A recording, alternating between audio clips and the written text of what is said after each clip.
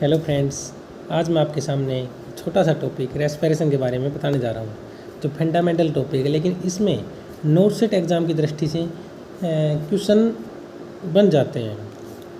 Respiration नाम में clear है।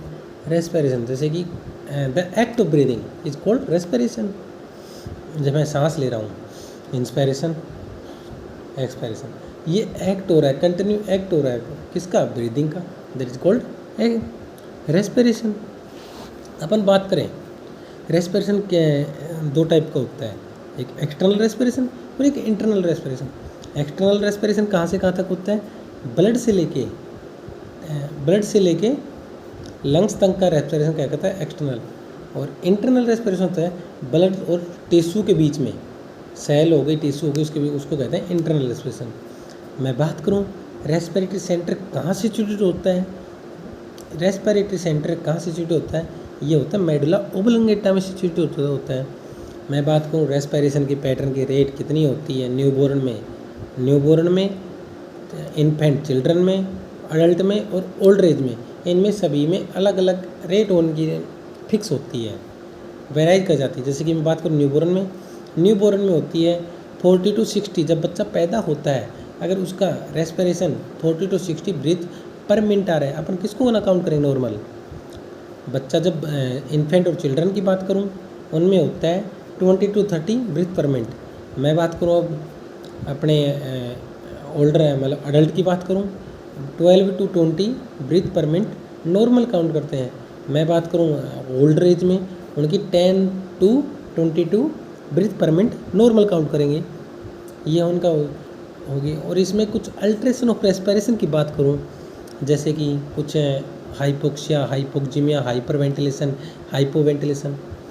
जैसे कि बात करें एक टर्म होती है नॉर्मल, जिसको रेस्पिरेशन को नॉर्मल बोलते हैं यूपनिया। अगर जिस व्यक्ति का 12 to 20 वेराइज का अडल्ट में, तो अपन उसको बोलते हैं रेट एंड रिदम बराबर है, मतलब यूपनिया। मैं बात करता हूँ हाइपर वेंटिलेशन, इसमें क्या होगा? चेस्ट मतलब हाइपर एक्सपेंशन ऑफ चेस्ट, उसे बोलते हैं हाइपर वेंटिलेशन, जिसमें चेस्ट का एक्सपेंशन हो जाता है।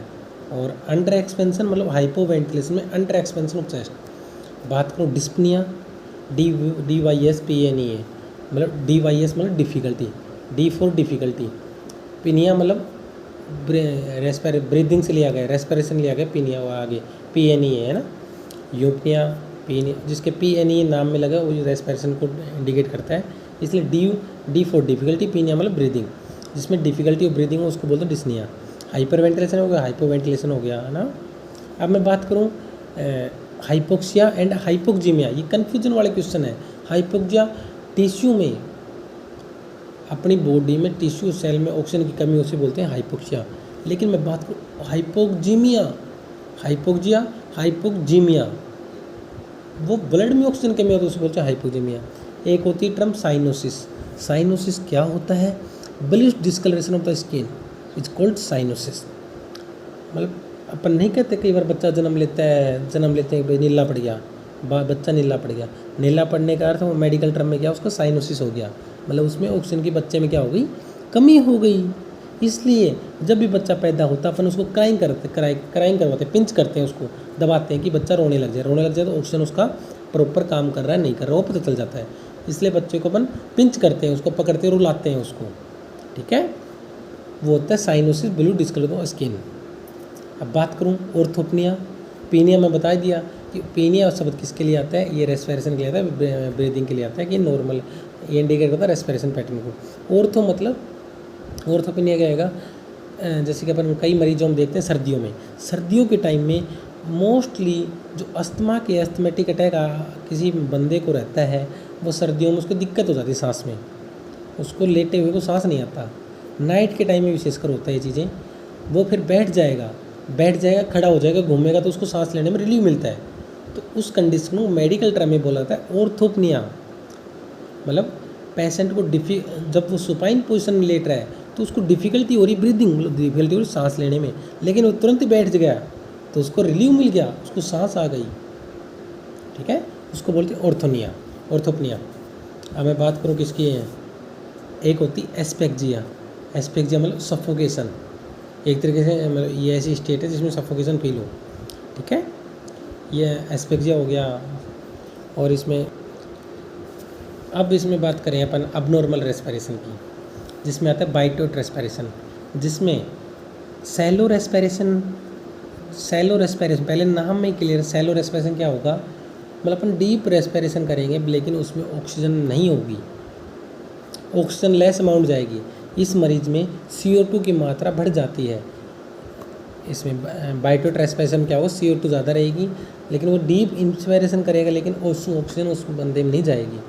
वो किसको फॉलो करेगा, वो हर मतलब सैलो रेस्पिरेशन अपनिया, फिर सैलो रेस्पिरेशन अपनिया, मतलब हर ये फॉलो करता है अपनिया को, मतलब एक 20 से 30 सेकंड के लिए अपने आ जाता है उसमें, मतलब एब्सेंट ऑफ ऑक्सीजन कह सकते हैं अपन, या एब्सेंट ऑफ ब्रीदिंग उसको बोलते हैं अपनिया, ठीक है। अपन बात करते हैं Kussmaul respiration. Kussmaul respiration diabetic ketoacidosis में देखा जाता है, जिसमें रिदम तो रेगुलर होता है लेकिन रेट और डेप्थ क्या हो जाती है, इंक्रीज हो जाती है। जैसे कि मैं एक चीज़ और बताना चाहता हूँ कि इसमें एक और अबनॉर्मलिटी अल्ट्रेशन ऑफ रेस्पिरेशन कहलाता है ब्रेडीपनिया और टेकीपनिया। बी फॉर बिलो, जो अपनी नॉर्मल 12 to 20 है ना, 12 से कम हो जाना ही क्या करता है ब्रेडीपनिया, और 20 से ज़्यादा मतलब टी फॉर टेकीपनिया, टी फॉर तेज, मतलब तेज होगी रेट उसकी, उसको बोलते हैं टेकीपनिया, तेज हो जाना, 20 से तेज होगी मतलब टेकीपनिया, ठीक है। ये अल्ट्रेशन ऑफ रेस्पिरेशन पार्ट है। और इस मरीज में क्या रेट एंड डेप्थ दोनों इंक्रीज हो जाएंगी कुजमोल रेस्पिरेशन में, ठीक है, जो कि इसमें देखा जाता है डायबिटिक कीटो एसिडोसिस में देखा जाता है। और अपन बात करें इसमें चैन स्टॉक रेस्पिरेशन की, वो भी चैन स्टॉक रेस्पिरेशन को, जिसमें डीप रेस्पिरेशन होगा, shallow respiration, then apnoea. Deep respiration, shallow respiration 20 to 30 second के लिए अपने आ जाते हैं, उसको बोलते हैं चैन स्टॉक रेस्पिरेशन। तो डीप, पहले डीप रेस्पिरेशन, फिर shallow, then apnoea, 20 to 30 second के लिए उसको फॉलो करता है, ठीक है। अब साउंड आते हैं इसमें, रेस्पिरेशन में कुछ अब नॉर्मल साउंड सुनाई देते हैं, जिसको बोलते हैं, अपन बात करें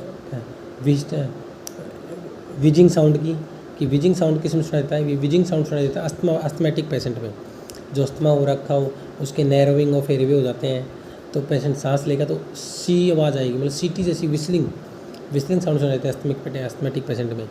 और रेल साउंड क्या होता है, रेल साउंड सुनाई जिसमें अपन बबलिंग साउंड, जिस पेशेंट बबल मतलब पानी में बबल्स आती है ना, वैसी आवाज़ आएगी।